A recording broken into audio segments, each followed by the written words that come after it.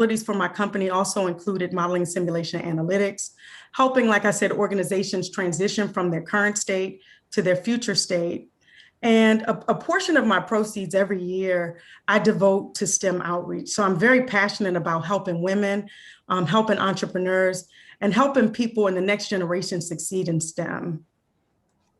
I'll pose the question, why are so few women in STEM and entrepreneurship? We actually make up 50% of the world. So we'll talk a little bit and dig into some of these statistics and talk about some of the barriers and solutions that are needed to help support women in STEM. So you can go on to the next slide. So again, women represent 50% of the population around the globe. But when we look at the United States, Black women in science and engineering careers, we only make up 2.5% of that workforce. When we look at Black women business owners, we make up only 9%. And when we look specifically at technology, we're less than 1%. And this percentage not only includes African-American women, but it includes Black racial groups across Africa. So it's not just African-Americans. And while these numbers do look bleak and need there's some room for improvement, as you mentioned, Mihail, this is the year of Black women. So with President Hassan and Vice President Kamala Harris, we've really been inspired to really take the charge and move out in areas that we weren't traditionally a part of. So Black women are the fastest growing group of business owners, and we're growing at a higher rate than other groups of women. You can go on to the next chart. So why do we need women in STEM and entrepreneurship? Well, we are a technology-driven economy. And as a result, STEM is not just reserved for those traditional careers that we think about, science and technology and engineering and math, but actually STEM now touches every single industry. So we want women to have access to those opportunities across industry, across all of these industries. There's also economic freedom with STEM. So the starting salary coming out of undergrad now on average for engineering is about 70,000 US dollars. And I think that's about 160 million or so shillings. So there's economic freedom that comes along with having a career in STEM. And then when you get into entrepreneurship, that number becomes exponential. It grows exponentially. So particularly with entrepreneurship, you're able to leave a legacy that you can leave for your community, and also a legacy that you can leave for your family. And for me, that's very important, that for generations to come, I want to be able to have an impact on my offspring. There's also research, lots of research that supports the notion that diversity leads to better outcomes. So having women be a part of STEM and be a part of entrepreneurship, it improves innovation, it improves creativity, it improves business outcomes. So if we're not represented, we don't have a voice, and we have a very unique perspective that's needed to solve major problems in society. We have to deal with the solutions that are developed in politics, in the laws, in the technologies, in the solutions across every sector. We have to deal with them. So why not be a part of developing those solutions? Next slide. Next slide, please. So there are a number of barriers associated to being a woman in STEM, as well as entrepreneurship. And I have just listed here a few of them. Research indicates that women are just as good in academics as men, but there are negative stereotypes that continue to persist, that women are intellectually inferior to men when it comes to STEM. And this leads to discrimination against women.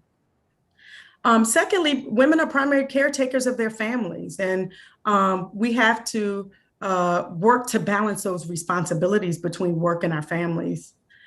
We also lack supportive systems and we often feel isolated because we are one of very few. And then I would say specifically for entrepreneurship, we need access to funding. So in order to help women in STEM and entrepreneurship, we need support at every single stage of our academic career, as well as our career journeys. We need policies, we need laws, we need regulations from the government, as well as corporate policies and regulations, and at the university level, so at all levels. And they span from ensuring that there are non-discriminatory practices that are implemented, to us needing flexible policies for family leave and work schedules and childcare. And that we have the programs and that there are budgets associated with set aside programs, as I mentioned, across my entire career, from my academics to the workforce, and now as an entrepreneurship. At every single stage of that pipeline, if you will, I have had support. So I think that that is very critical for the success of women. So I think what I've done here is I've really set the stage for a discussion. So I look forward to the fireside chat. So I'll turn it back over to you, and then look forward to question and answers from the audience. Okay, great, Tracy. So I'm gonna stop sharing my screen, so that way I can also look at my questions. I see we have about 32 people who have joined us. Now, I don't know where to start exactly in terms of the fireside questions that I have, but let me start from your last point, where you say that women need support. When we say that women need support, we've had, in the United States, we had issues around affirmative action, and there was a really negative backlash around that. In South Africa, there was the Black empowerment, where right after South Africa got independence, there was programs that actually facilitated Black South Africans to start businesses, similarly to what we're saying about women and STEM. Where is the balance, so to speak, whereby it is support versus favoritism? So it's interesting that I think that people view women in STEM being favored, and entrepreneurs, especially Black women in the United States, being favored, because in order to even get a seat at the table and to succeed in STEM, you have to be 10 times as good. So I don't view it as favoritism. I view it as a leg up, because we are not part of those networks. And quite honestly, I am just really entering the realm of networks that I was even unaware of that exist, that I'm not a part of, because I'm a Black woman. And I'll give you an example, which let me know if it resonates with you. I can find some other examples. But I always heard the statement that, deals are made on the golf course. And I never really understood how that happened. But now I'm entering into a realm where I'm sitting on boards with people, and I'm seeing how that's done. So I don't have access to, traditionally, for the past 6 years, I didn't have access to these networks of people who go onto the golf course to make deals, who make deals at the dinner table. I'm not there. So I think we certainly need programs to help catapult women into these spaces. But I've certainly had to work extremely hard to even get a seat at the table. So I know it's viewed by many as favoritism, but it's often very mind-boggling to me that it's viewed as favoritism, because we have to work so hard to get to where we are and to sustain a career in this field. So I like the idea of the golf course, because I don't play golf. But I don't either. I have to learn. But I do remember when we were in school, there was a program where we were supposed to take sports at Lincoln, and we could have learned how to play golf. But when you look at it that way, in those STEM programs, is there a need to infuse the business aspect to it? So in the case of golf, should golf be as important as a writing proficiency test? So I actually don't think golf is, I would say, is certainly important, but it's the people that you get to meet on the golf course that I think is even more important. It's the networks that we don't have. So definitely, I think playing golf is important, but it's having those networks of people that we don't have to start off with. So like, for example, I have a mentor company, and just seeing the way that my mentor company, I don't want to say that they have advantages, but the way that I had to start off was really pulling up my bootstraps. And now I'm moving into a phase where I can use my network to make things a lot easier for me versus having to go the hard way in establishing my business and getting contacts and so forth. So I don't know if this is resonating. It's resonating, but I'm trying to put it in the context of Tanzania. So for example, we do have those golf course type of, if you're not in a certain crowd, if you're not in a certain place, then the deals don't flow to you and you're basically left out on the periphery of what you're doing. So you can struggle as a scientist or as a business person. But my question is, from a government perspective, what do you think a country like Tanzania should create as building blocks? You talked about the government's role in promoting STEM. You also said that the government has certain support activities, like in the case of affirmative action and Black empowerment, we're aware of that. But for women in STEM, what specific programs would you suggest a government like the Tanzanian government to have in order for them to be successful? Because remember, you're talking about a pretty mature government such as the United States, 300 years old, a nation that old. Tanzania is yet to be, over 70 years old. What is it that we can do early on to make sure that we don't go through these steps? Right. Or rather, we leapfrog these steps. Yes. So I certainly think that there has to be targeted programs for women. So you have to develop a strategy, set goals, and then provide incentives for companies so that they want to participate in achieving those goals. So I'll give you an example as an entrepreneur right now in the US. When large companies go after contracts, the government has policies that they have to include women-owned businesses, they have to include minority-owned businesses, and they have other categories of businesses. So service disabled, people that serve in the military that have started businesses, and other groups that they want to ensure are able to participate. Because like you said, oftentimes, the whole moral of the story of the golf course example is that we're shut out of a lot of the deals that are done not the formal way. So we need government policies that are targeted and very specific to helping entrepreneurs. And from a STEM perspective, as I said, throughout the entire pipeline, starting because girls have to start early if they're interested in STEM.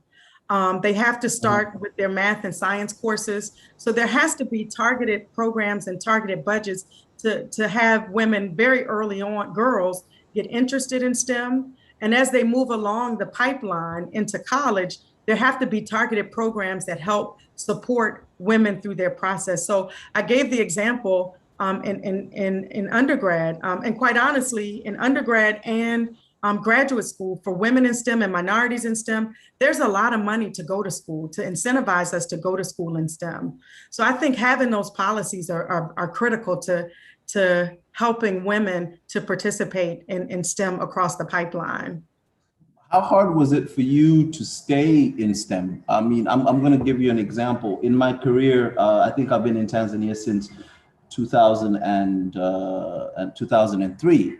And in my career, managing different companies and different departments, I've seen that a lot of women fall off the STEM wagon, or rather they leave engineering. I've worked for 2 telcos. So you find that in a department, if the role is purely engineering and it requires you to be out late at night, it requires you to be tinkering with systems and programming, we both know that those are things that are labor intensive. And they're time consuming and they need your full attention. It's almost like being a surgeon. And a lot of women I've seen that I've worked with, brilliant women, smart women, have fallen off simply because either they got married or they got pregnant, and usually usually that's the point where they just drop off, and then you find that they go into another field which is softer, whether it is marketing or administration on things of that nature. How do you then invest? The other argument is that you invest in women in STEM only for them to fall off at around the age between 25 and 35, and then they don't continue that career path. How do we deal with that? So I would say that not all STEM jobs require you to work at night. And I think if STEM required me to work at night, if STEM jobs in the US didn't give me the flexibility in my job schedule to be able to balance my home life and my family life, I would be out of STEM as well. I would not be able to pursue a career in STEM. So I think that there are certain jobs that may not be well suited for women with families. But I think that there are a lot of jobs that are suited for women with families. And I think it's incumbent on not only, like I said, the government, but it's incumbent upon organizations and businesses to create policies that help women to have that flexibility.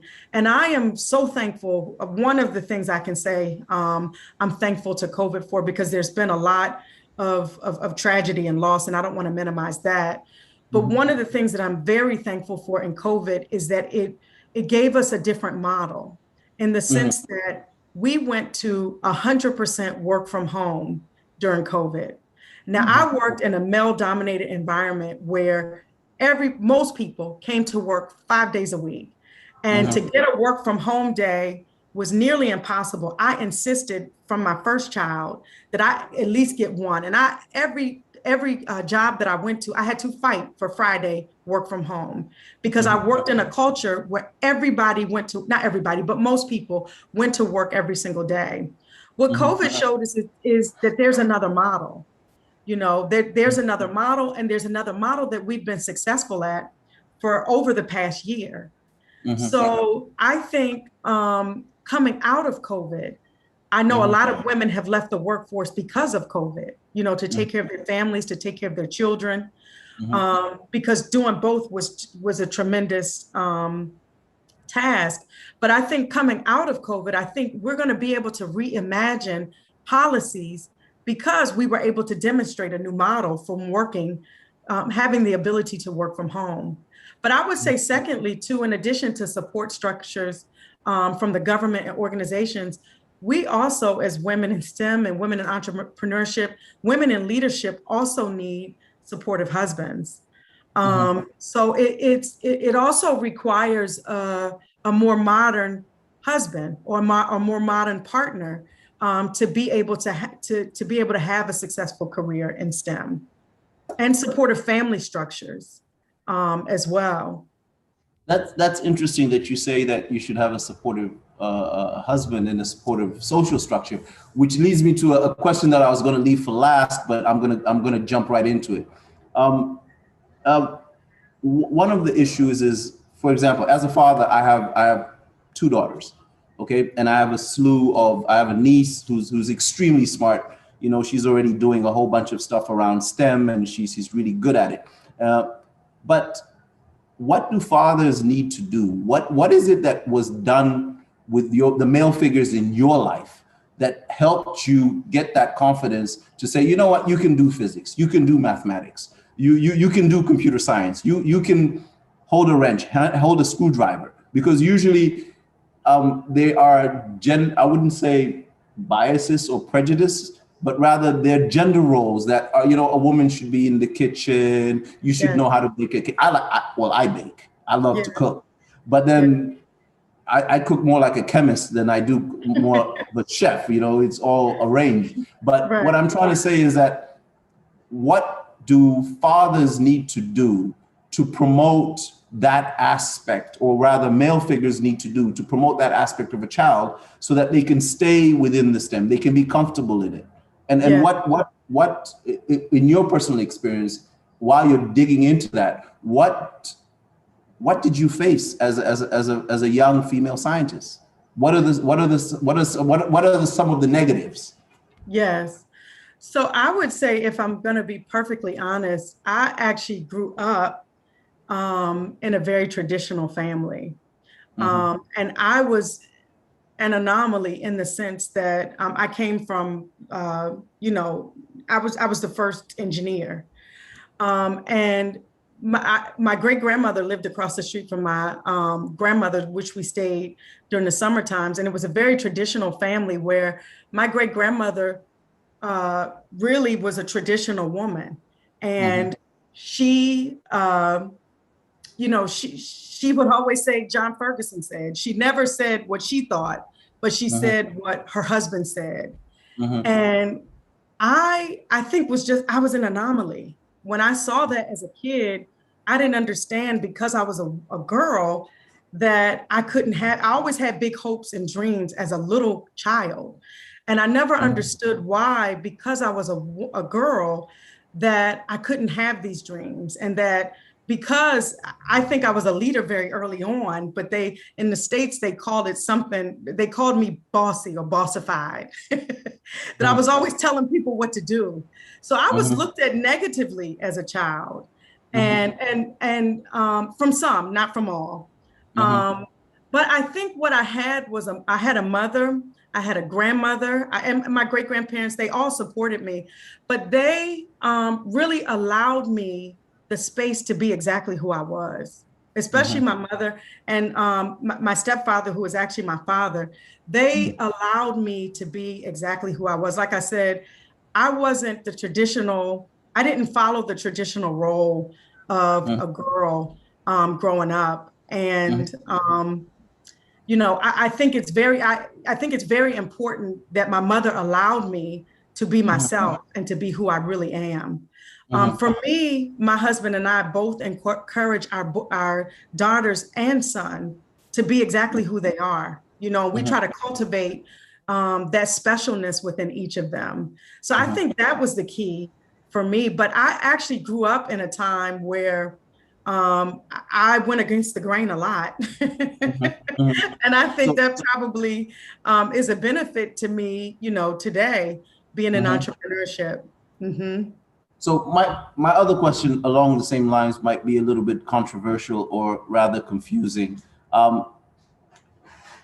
We as men, we adore. I've yet to meet a man who doesn't love his mother and doesn't adore his daughters. And most of us claim to love our wives, and we love the women in our lives. So it's a bit confusing that you have these men who love their daughters, who love their wives, who love their mothers, but then we're sitting in a system whereby women are marginalized in certain areas. For example, I was reading somewhere recently, it wasn't until maybe 5 to 10 years ago when submarines could actually have women on them, because the issue of the bathroom and the toilets, etc. So the U.S. Army was actually making provision for all of this. How in your opinion, how did that come about? Because to me, I still don't have the answer on how you could have a group of men at home who love the women in their lives, but in the workplace, there is so much disparity that we don't want women to be paid fairly. We don't want women to sit in certain roles. And that's really confusing. Where do you think that prejudice comes from? Because if we truly love our mothers and our wives, then we should be fair to all women out there as men. I completely agree. And if I could be perfectly honest, my father was one of those people that he genuinely just did not believe that women could hold certain roles, could succeed out of, certain roles. My father was one of those men. But I think it's a learned behavior. Sexism is a learned behavior. Racism, it's a learned behavior. So I think it's a slow progress that we're having in our country and around the world. But I think we're beginning to break down those what we call glass ceilings. And for Black women, they've traditionally been concrete ceilings where you couldn't even see through them. But I think it's a learned behavior. And I think it's important to have women to have a seat at the table so that we can begin to change those perceptions and have role models to begin to change those perceptions, because that's the only way that we'll be able to do it. But I think the tide is really changing. And I think it's really, it's our time as women and Black women. But I certainly agree. If you love your mother, you love your daughters, we have to change our perspective in what we're encouraging them to do and what messages we're sending to them. Mm-hmm. So we're getting to about that hour where we're going to ask our audience if they have any questions. If they don't, then kindly raise your hand. Those of you listening, Frank will allow you to either ask. You can ask your question through a text, or you can actually raise your hand, and we'll let you jump on the call and talk to Dr. Tracy directly. As we're waiting for the questions to roll in, I think we've talked a lot about whys, women in entrepreneurship. I'd like to talk a little bit about yourself. Mm-hmm. What is it exactly that you do? If you would grace us with that, what is it that you do on a day-to-day basis? What programs, what cool things have you done that we might know about or might have heard about, et cetera, et cetera? Sure. So I'm actually transitioning from supporting a customer to going full-time as a CEO, where I don't support a customer. And I don't know if that makes sense to you, but essentially I've spent the past 10 years working for the Department of Defense, leading the efforts to transform how we engineer our systems. So I work across industry, I work across academia, I work across the military services to help them transition their engineering practices. So I led the efforts in the Office of the Secretary of Defense to develop the strategy and to lead the implementation efforts across the department for digital engineering. Recently, like I said, I'm transitioning my role over the next couple of months to really being a full-time business owner, where I'm not doing the engineering work anymore, but I'm really hiring employees, going after contracts, developing and growing employees, and developing my business. So that's it. That's in the space that I'm in. I would say one of the most cool things that I've done, the coolest things that I've done, is developing very complex systems. So leading teams to develop complex systems, next generation aircraft, geospatial intelligence systems, education systems, homeland security systems, medical and public health systems. So just having that ability as a systems engineer to take a concept and bring that concept to life is what I've done. So what you're telling us is what we see on Top Gun and the Matrix. That's the kind of cool stuff that you're developing. Yeah, but it's not as cool as that.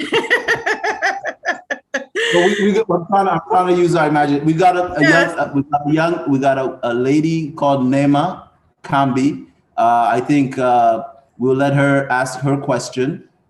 Frank, can you let Nema jump on and unmute her mic, please? Hi, Nema. Hi, can you guys hear me? Yes, we can hear you, Nema. Oh, great. Thank you so much. Thank you for the opportunity as well, Mihayo. And thank you, Dr. Tracy, for all the information that I got here today. I am personally a civil engineer. I'm a graduate civil engineer. I'm just working on my master's right now. And this has been a really, really interesting conversation for me when it comes to jumping from that academic area to the professional area. And my question basically to you would be the environment that we work in. So thankfully, which is something I'm also really happy that I heard you guys speak about, is the environment we grow up in. For me, the person that had inspired me was my grandfather. So that was great for me. I grew up understanding that science is magical and I can do science, you know? So then I just took I didn't second guess myself into choosing engineering or basically civil engineering in general.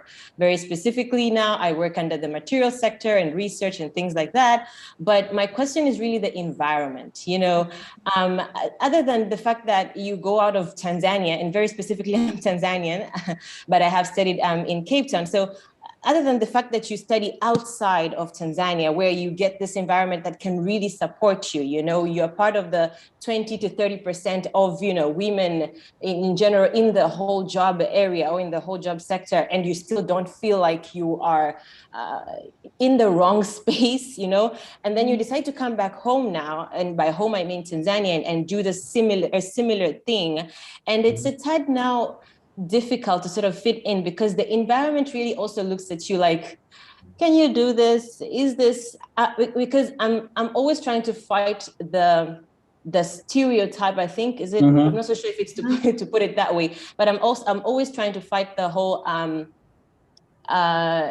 whether or not my gender looks feminine, this is the job that I'm about, and I'm going to give it 110, even if, if I'm supposed to do that, in my job. So what would you tell, younger kids that we are preparing to basically get where we are, and tell them, and make sure they are in an environment that is safe for them and that they can work? Like, what are we doing? The people that we are right now, that we're working, what are we doing that they can sort of transition these young women into these environments that are fantastic and magical, and in a way, I could say, just, life-changing? That's my question. And thank you so much. This has been great listening to you. And I'll mute myself now.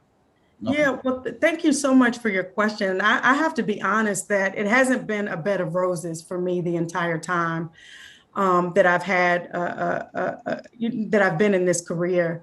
And it's been some very challenging points in my career when I got my PhD, and not even academically. I excel academically, but it was the environment that was very hard for me to operate in, for all the reasons that you described. And what I've learned along the way is that really my journey in STEM and my journey in entrepreneurship is really a journey of me learning and being comfortable with who I am and within my own skin. And that has taken me a long time to do, but that's really the bottom line. So I'm no longer fighting those, and it takes a while to get to, because there are a lot of things that happen, in your career. Like you said, you're fighting the stereotypes. There are microaggressions where people make statements against you. You're being left out, you feel isolated. There are a lot of factors that go into why the environment doesn't feel safe. But I think I've come to a point now, and I think you eventually do get to a point where you're no longer fighting, where you're so comfortable in your skin that you don't have to fight anymore. But to answer your question too, I think in the meantime, when you're going through that phase, which I think most women do go through, I think you also need a network of other women that you can also lean on during that time.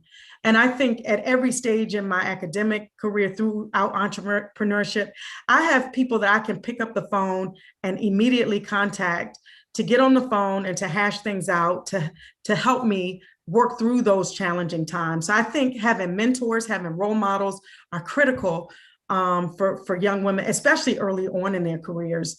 But I think, as I mentioned, I think the bottom line is that it's really a self-discovery process of hardships that you go through, but eventually you get to the other side of it, where you become very comfortable in your skin. And the fighting, those perceptions, when you start new positions, those things still come, but the way you respond to them and how they affect you do change over time, and it does get better over time. So I don't know if that answered your question. Okay. I think there's a leading question to that, Tracy. If there's a gentleman called George, and he's saying, hi, Mihayo and Tracy, thank you for the conversation. My question is, as much as we vilify men as the force that puts down women, do we also think there are women who are against the progress of women by making women, by making women who are against their progress, by making women who go into STEM not look cool?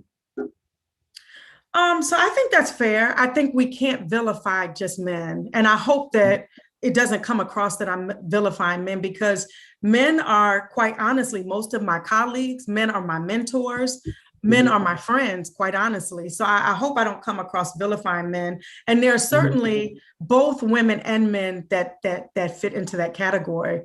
But I would say very recently, within the past 2 or 3 years, there was a movie that came out in the States called Hidden Figures.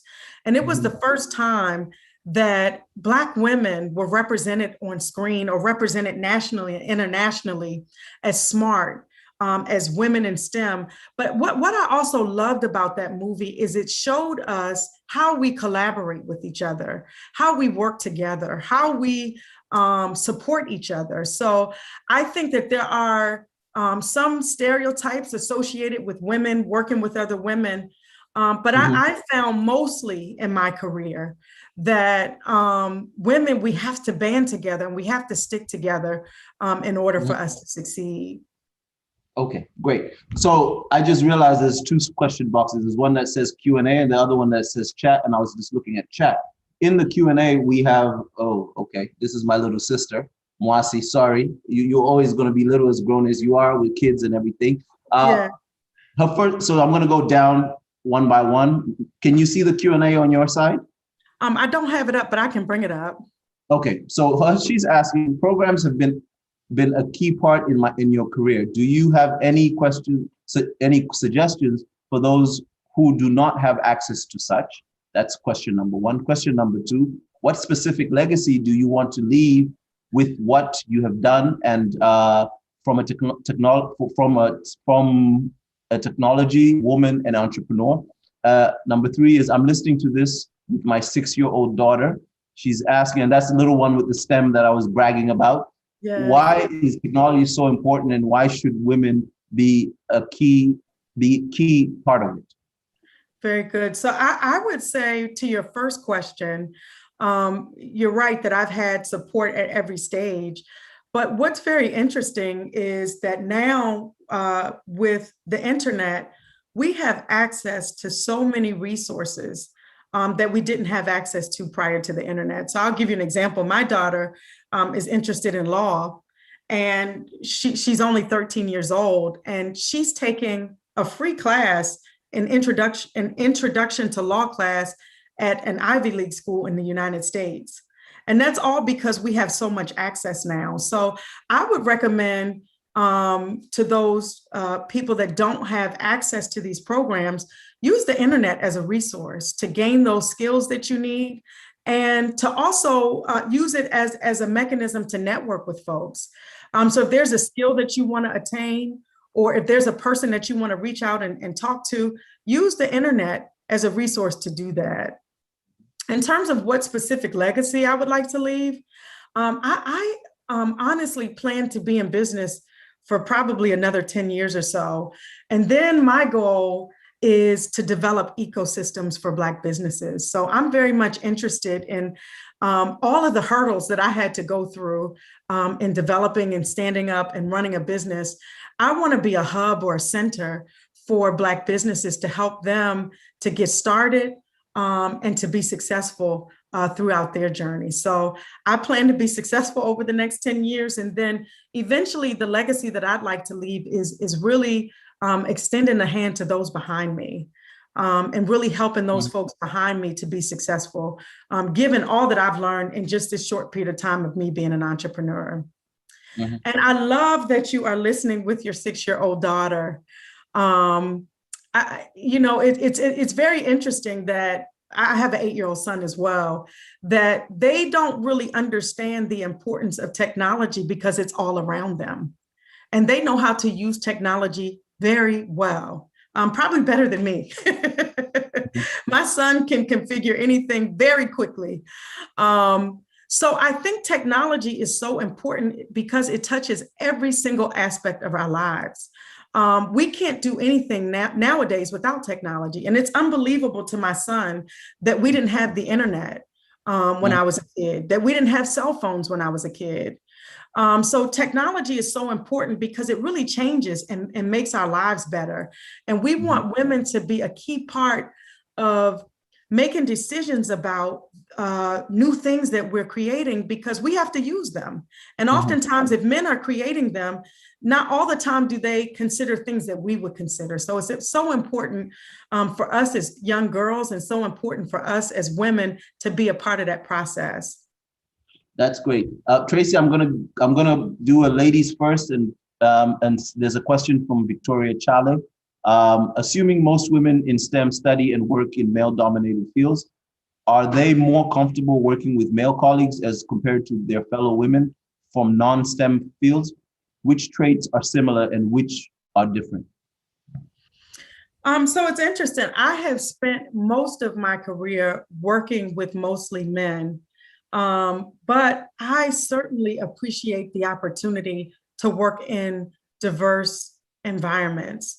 So even, I mean, we can extend diversity beyond just women and men, but for me, I think it's critical to the health of an organization to have both men and women in an organization. I can remember early on when I started in my career, I worked in an all male environment. I was the only female working on this engineering program. And I think the difference with women in the workplace and not in the workplace is the work environment is completely different.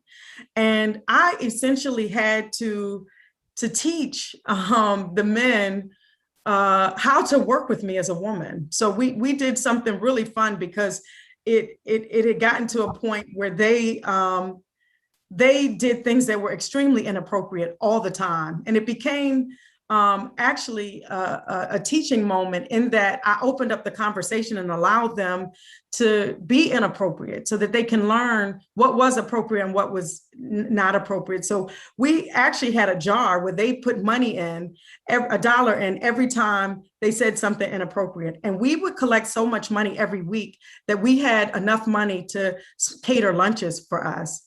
But it was actually a teaching opportunity to help them to understand that with women in the workplace, there are things that you can and cannot do. And that's not to say that the workplace can't be fun, but you can't be offensive to women. You can't have an environment where women don't feel comfortable.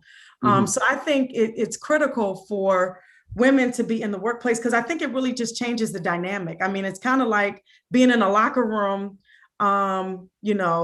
versus not being in a locker room. There are certain things that men, when you're in an all male environment, that go on that just aren't appropriate for working with women. And I think it's important that the workplace has to change. So did I answer what traits are similar and which are different? So I think that the traits that are similar to working in all male, so I'll say different, the needed changes, like I said, to working in an all male environment. There's a lot of testosterone, and I think estrogen just balances it out. I'll just say that.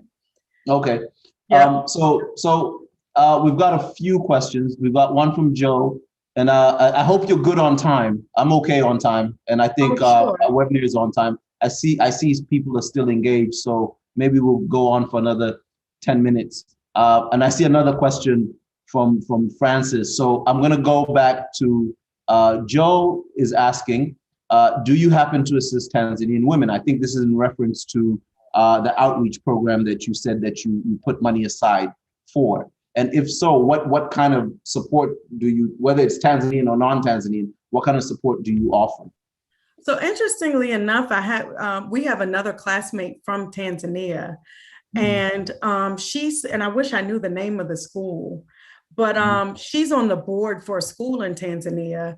And so one of the things that I do every year is I host workshops for women in STEM, free workshops for women in STEM to provide them professional development. And out of those workshops, I like to raise money and contribute money to certain causes. So I have raised over the past 6 years about probably $70,000 or $80,000 that I've donated to women in STEM, entrepreneurs. And one of the schools that I donated to was a school in Tanzania. So that's I believe it's in Morogoro. Okay, very good. Yeah. And I actually did have an opportunity to sponsor a student, and I had the amazing opportunity to write with her throughout her academic journey.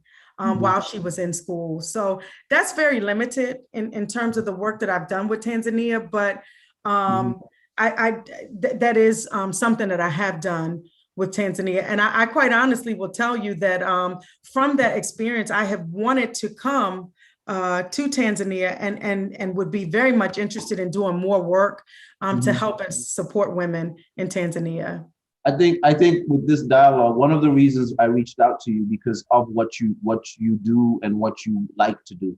And I think there's a massive opportunity. You're talking about building hubs. We have several hubs in Tanzania that need people like you as mentors, as a shining light or as a guide. But then let's jump to another question. You see, there's a question from, oh wow, the thing doesn't work. The touch screen doesn't work on Zoom. There's a question from Jesse. He's asking, what skills do you need for STEM? So I think the traditional skills that we all think about in STEM, we need our science, we need our math. And traditionally, that's what we really focus on as undergraduate and graduate students. But as an entrepreneur and as a woman that works to help prepare women in STEM, we often forget about skills that are not technical. So I think our education and our careers provide us with those technical skills, but we oftentimes forget softer skills that are also needed to help us be successful. So we need oral and written communication skills. We need leadership skills. Leadership is actually a skill that has to be taught. So we need leadership skills. We need negotiation skills. There's several soft skills that we need to be successful in STEM. So I think, as I said, our careers and our education give us those technical skills, but it's oftentimes those softer skills because, at least in the US, we're not trained in those. Our focus is heavily on science, technology, engineering, and math, but the soft skills are very limited. So I think oftentimes we forget about those, which are as important because working as an engineer, if not all, most of my work is done in teams. So being able to work with other people and having those people skills are very important, although we don't get to those until we start working in the workplace. So I think you're hitting a record here. At this time, at 45 minutes in, we're seeing the number of participants increasing versus decreasing and dropping off. So I'm going to continue taking a few questions if you're good on time. Francis is asking, hello everyone, thank you for initiating this. To my view, our education plays a part in determining our career path, specifically in Tanzania. What do you, Dr. Tracy, think? Wow, another question jumped in and now I can't see the rest of the question. Yeah, I can't see it either. Oh, was it deleted? Okay, so we'll jump to another question from Beatrice. To women that mostly work in male-dominated fields, what's the best advice for women to feel less like an imposter in their field? Yeah, so that goes back to what I was talking about, that it's really a journey of self-discovery and learning who you are and becoming comfortable in your skin. So the best advice that I have for you, and probably the best tool that I have, and this, you tell me if it resonates, but throughout my academic journey, which was very challenging, I really had to develop a very close and personal relationship with God for me. So religion has been a very critical piece of me really learning and understanding who I am and relying on a source, a higher power than myself in times when I couldn't do it on my own. So I don't know if that makes sense or if that resonates with people, but having a very close and personal relationship with my personal savior, I think it is very critical. And I know that many of us come from different religions. So whatever your religion is, I think that's a very critical piece because it is very challenging. And we have to rely on things outside of ourselves to help us through these difficult times. So I would say that's number one. Number two, like I said, I think having a network of women. So getting yourself associated with women who are in your field that you can lean on and rely on during those difficult times is very important. Okay. That's great. And I think that's interesting. Most people think science and God don't go hand in hand. And that's usually pretty weird considering, I usually tell people that math is the language of the gods, because you can't lie around math. If you look at the pyramids, if you look at anything spiritual, the Quran, the Bible, there's a lot of math behind it if you really want to look for it.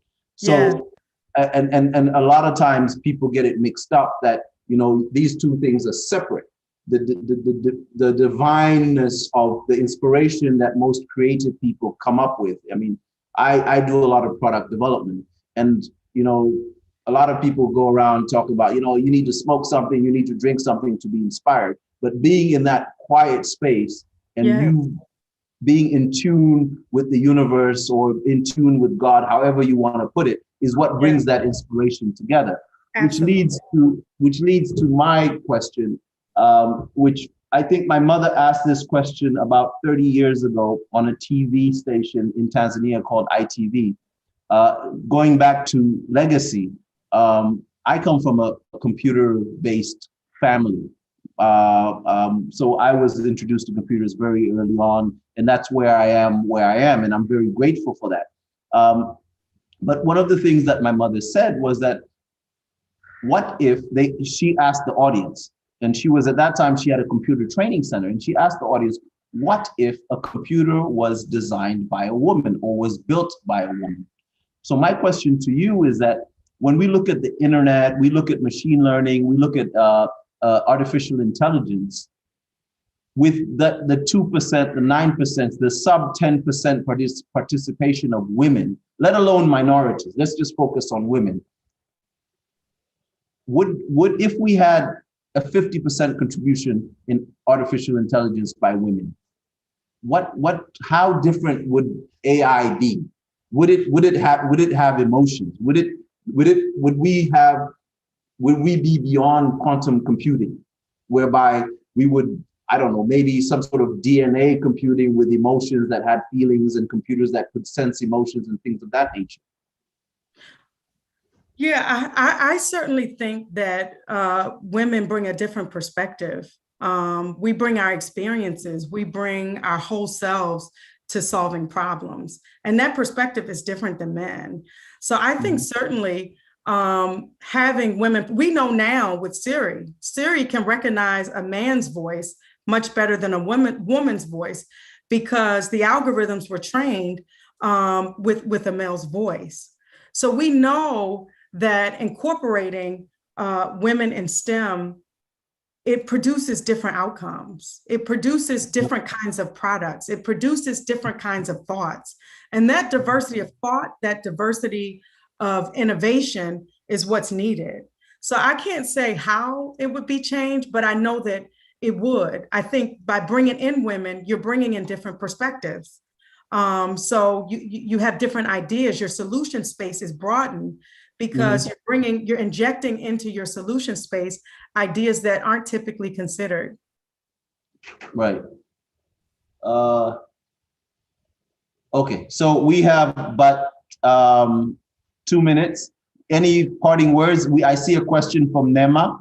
Nema, if you drop your email into the private chat from Mwananchi, I'll make sure that I get you in contact with Dr. Tracy. I see another question from Bill Sangiwa, but I think we have but a few seconds. Dr. Tracy, any parting words for us? Well, I think this was a fantastic opportunity. I really appreciate the opportunity to talk to you, and I hope it's not the last. I hope that I can come to Tanzania and we can figure out ways to continue to collaborate and to continue to make a difference. I think just in general, as I mentioned earlier on, COVID was really an opportunity for us to reimagine our futures. So I think, and pandemics have done that since the beginning of time. So I think this is an incredible opportunity for us to really understand, what the challenges are, what the barriers are, but really to imagine a future for ourselves and our offspring that can make an impact. So I really look forward to continued conversations. I appreciate your questions. I appreciate the engagements, and wish everyone well. Great. So before it cuts us off, so Nema's asking, what kind of program, basically, if you were to structure a program for young women interested in engineering, how would you do that? What are the defining factors have seen around your environment you think can be adopted too? Also, are you open to partnering with local Tanzanian women conceptualizing this? That's one. That's to you, Dr. Tracy. In one sentence, what is your personal view of what it takes to make STEM cool to young girls? This is another thing that I told you I have two daughters. None of them want to follow my career path, which is computer science. None of them want to follow their grandmother's path. I also remember Mwasi also didn't want to get into computers. That's why she went into finance. So what makes it uncool to be in STEM? Yeah, so I will have to say too, none of my children want to be in STEM as well. But I have to say that they are interested in entrepreneurship. And all of them work in my business and are very much interested in entrepreneurship. I think what we have to do with STEM is take it out of the traditional sense. So maybe the traditional paths for STEM aren't that interesting, but if we think about STEM as solving problems that impact society, that's across the board, and really bring to light all the things that you can do with STEM. STEM touches everything that we do. We just don't bring that to light. So I think really identifying what our children love to do and where they see themselves, and really bringing to light how STEM is a part of that is what's important. But tell me something, Tracy, as a woman in STEM who's experienced all this, you said you have an 8-year-old son. How are you raising your son to be more accepting, to not be like those men with the jar in your office? Yes. So he is being raised just like my daughters. He is being raised. There is no difference between me raising him and me raising my daughters. So what I mean by that is I have high expectations for all of them. There's no differentiation because he's a man, he's expected to do more. I'm raising him to be supportive of women. And actually, he very early on when he was young, he honestly didn't understand that as a woman that I could do these things because he had been infused with stereotypes as a young child. But so I've been working to break those stereotypes, and now he gets it. He gets it.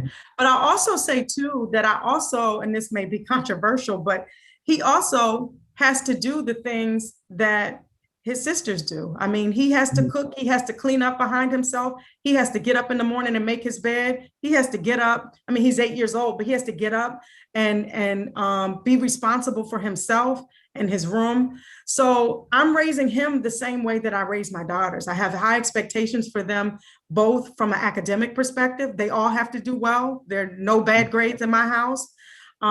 They all have a responsibility around the house. All of them have responsibility around the house. So I would say that that's how, not just me, and I have a supportive husband that does the same. So I will conclude with that. Okay, so there's a question again. I'm going to go on until it cuts us off. Would you be interested? Okay, I said that. Would you be interested in partnering local initiatives in Tanzania? I will have to, I am very serious when I say I would love to come. I would even love to bring my family to come and to really strategize and brainstorm about how to, and I've done that before, I'll add that. While I was a fellow, I had the opportunity, the State Department actually sent me to the Middle East to do just the same. So I absolutely enjoyed doing that and found that at first I was a little hesitant because I wasn't sure if what I was saying would resonate with the masses, but I found that at the core of us women around the world, we all want the same things. So I would absolutely love to come and to help more. And then Rebecca is asking, is there a whole threat that technology will snatch or grab jobs from people such as accountants, auditors, lawyers, etc., following the emergence of artificial intelligence?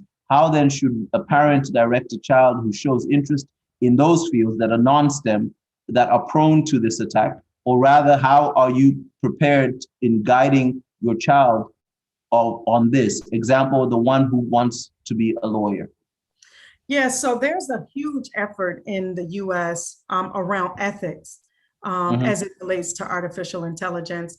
And I think, of course, their jobs will evolve.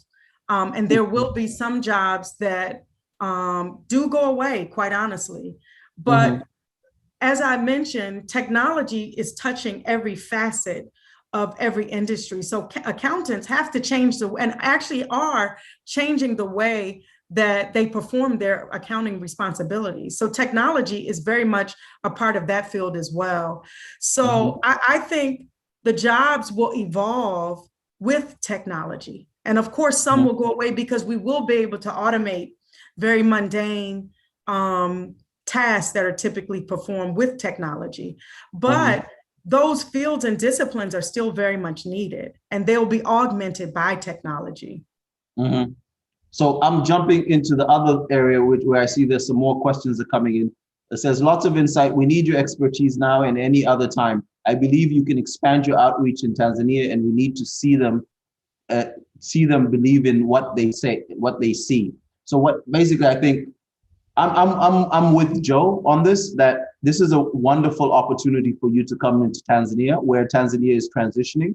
So if you're looking for opportunities, this is the time for you to reach out to people in Tanzania. I see there's a question from Trina Coleman. A clear definition of STEM and the relationship between the letters helps demystify the concept of STEM. Let me see. The first, okay, George is telling us the first computer programmer was a woman called Ada Lovelace. I did not know that. That explains the programming language Ada, which I actually program in at Unisys.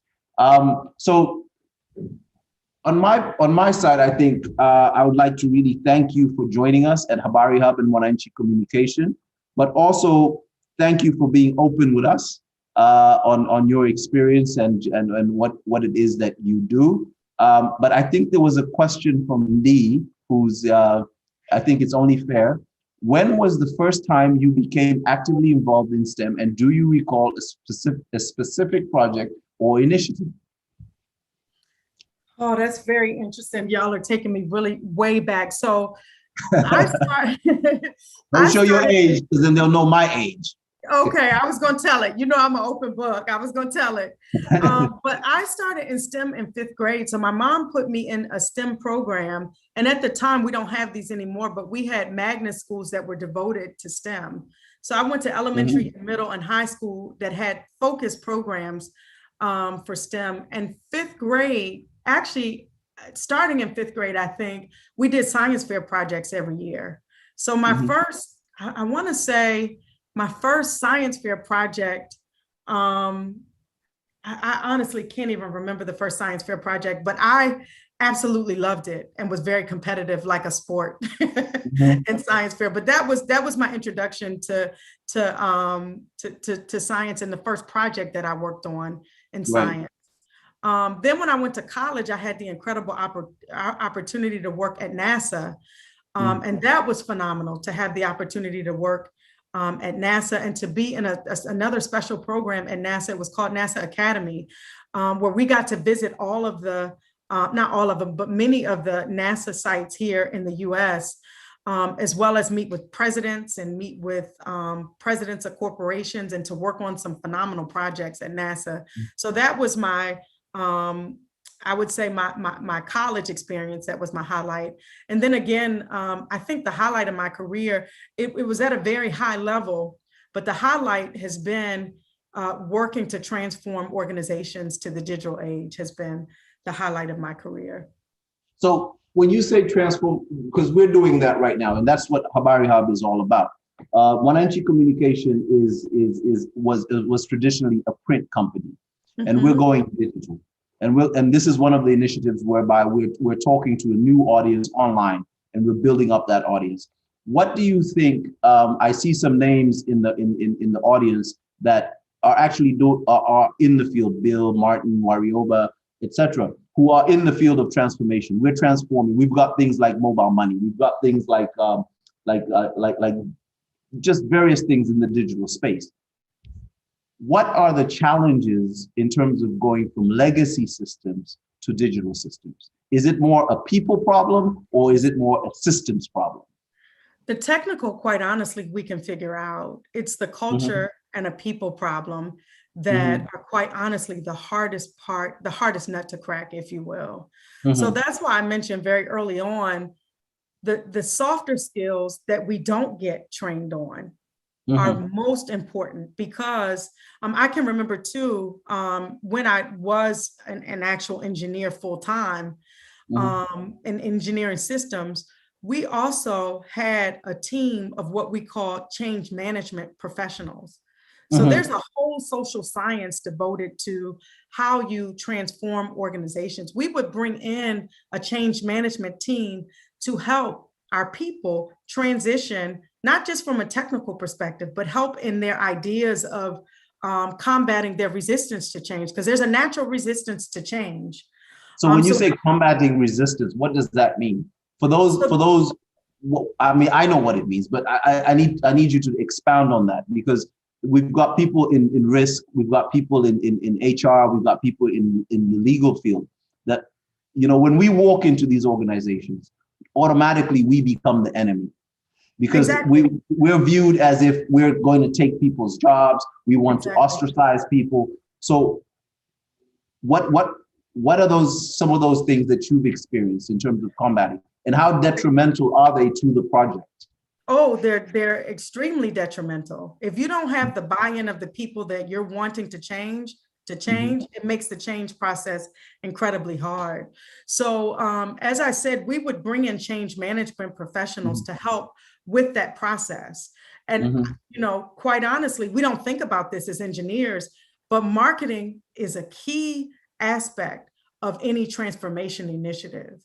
So developing those marketing materials, explaining the return on investment, explaining why it's beneficial, and getting the buy-in of the people that you're wanting to change is crucial. That's a first step. So what is the realistic timeline? I mean, you're talking about massive government projects, but in terms of just what is, for example, if you want to change a bank to turn into a digital bank, or to have 30% market share in digital and the remaining 70% to be legacy, and then eventually you get over that chasm, jump over, and then you're starting to grow, and then it all becomes natural. Usually that's how many months or years? Well, it depends on the size of the organization. So the size of the organizations that I'm working in are massive. And I led the development of the strategy in 2018, and we're now in 2021. And I would still say we've made some considerable headway, but we still have a ways to go. Now, this is a massive government organization, but it depends on the size. It depends on the size of the organization for how long that transition takes. And from a people perspective, do you think, okay, there's two philosophies. Not everyone is going to stay on the bus. Who's on the bus is going to make it to the end of the road, and they're going to jump off. Then there's the other thing that you want to keep everyone on the bus because they were loyal, they built the legacy of that business, and it's unfair to just, you know, shove them off the bus. What is your opinion on in terms of strategy on those sorts of things? Yeah, I think you have to accept that there are going to be a subset of people that are not going to transition, and you want to keep them in your workforce. So I'll give you an example. In developing the aircraft systems, I had the incredible opportunity to work with a really famous group of aircraft designers that could design the wing of an aircraft literally on a napkin. They knew the design of an aircraft better than MATLAB, better than Simulink. They could do it on a napkin. So we don't want to lose that talent, and we also don't want to force them, because they're not going to use digital tools to do their design. So what we actually consider is partnering our subject matter experts, these incredible engineers, with the younger generation. So it really changes the model of the workforce, because when I was coming up, you had to work your way up. But now our young people are paired with very senior people, because they have the tool knowledge, but our senior people have the subject matter expertise. And we're able to pair those two together to create a new model for how we operate in the workforce. So I don't think it's necessarily that we want to get rid of that talent. We need those subject matter experts that have built our legacy systems. We need that knowledge. But then go ahead. Go ahead. Good, but your subject matter expert has been in it for 50 years. The kid who can translate that into a digital model is 22 years old and right out of MIT, right out of University of Dar es Salaam. How do you put these two people together, a grandfather, so to speak, and a grandson, to work together? Let alone, have those synergies as people, so to speak. I mean, they're needed. I think the younger generation, they're needed because, and I even put myself in this category, I won't tell my age, but I'm at a point now where I'm no longer programming. I'm no longer developing models. So I need the young people to do that. And I am more than willing and open to work with them because they have the expertise and skill set and can do it very quickly. What they don't have, what they need from me is the subject matter expertise. So from my perspective, I'm at a place where I am not learning all of the latest tools, the latest programming languages. I rely on the young people to do that for me. And even though I don't know it, I can learn very quickly to be able to operate and help them to develop what's needed to solve whatever problem we're working on. So my final question, Tracy, and I think we need to log off. I think some of the equipment that we're using needs to go on to another live air. We're also streaming live on YouTube, and the newsroom needs to then jump on another YouTube call in the next 2 minutes. Resistance. You want to share, but the experts, the other experts, don't want to share. How do you break that resistance, and how do you tell? Because usually the young people come and complain, oh, he's not working with me, blah, blah, blah, blah, blah, blah. There's this whole concept that Gen X's, millennials, they want to be baby fed everything.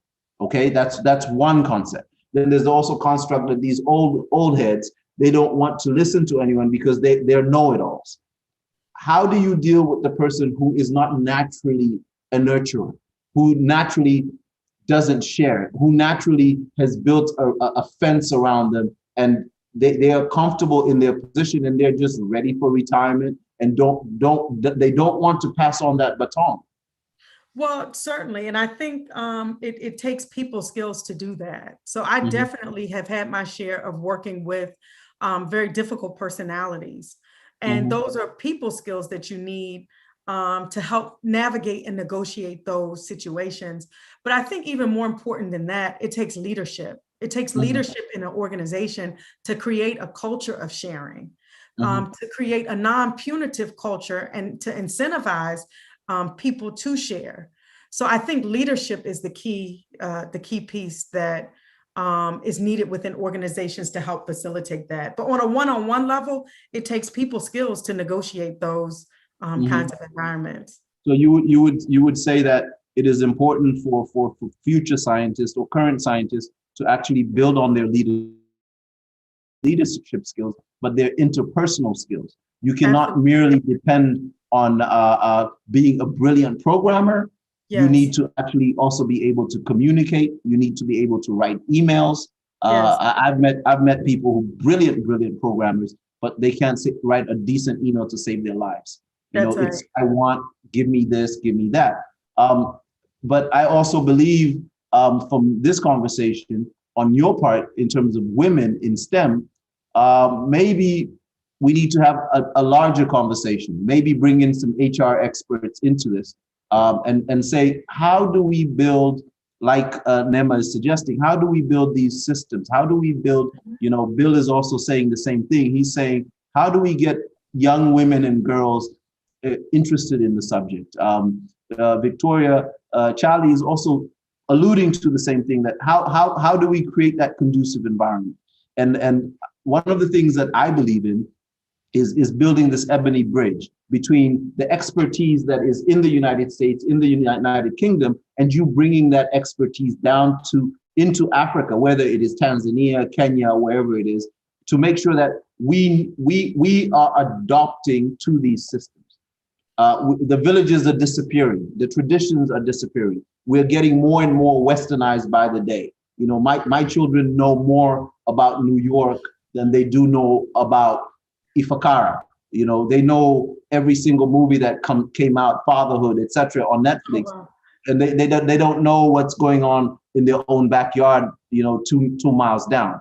And that generation of Africans, as we get into those places of influence and places of power, how do we interconnect with people like yourselves and your community, those golf course communities that need to communicate with the golf course communities in Tanzania? How do you think that can be done? Yeah, I say let's do it. Let's continue the conversation. I think strategy, like I said, is very important to identify what the goals and objectives are. So I think that's the next step, is to develop that strategy. Yeah, I had another point, but it escaped me. Yeah, so I'd say let's do it. Let's do it. So on behalf of Mwananchi Communications, Habari Hub, and Teknolojia, I hope we've kicked enough people in the head to start thinking about what we want to do, what we need to do next. But we would like to invite you to Tanzania. Free nyama choma on us. You know, nyama choma is your barbecue meat.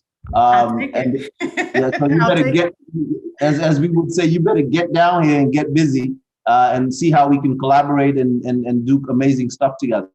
I'll take it. And so I did remember my last point in 10 seconds. I did want to say we can take the practices that we have in the United States, but I would want to tailor them to meet the needs of Tanzania. So I don't think it's a wholesale, take what we have and give it to you all. It's really understanding what your needs are and how we can tailor what has been successful here in the States, in the United Kingdom. Well, wonderful. We'll send you any feedback we get. Whether it is on LinkedIn, on our YouTube channel, we will send those to you, Tracy, and maybe we can continue this conversation in another 6 months, 3 months, etc. Thank you so much, Tracy. Thank you. Have a blessed day. You too. Bye. Take care. Bye-bye. Bye. Bye.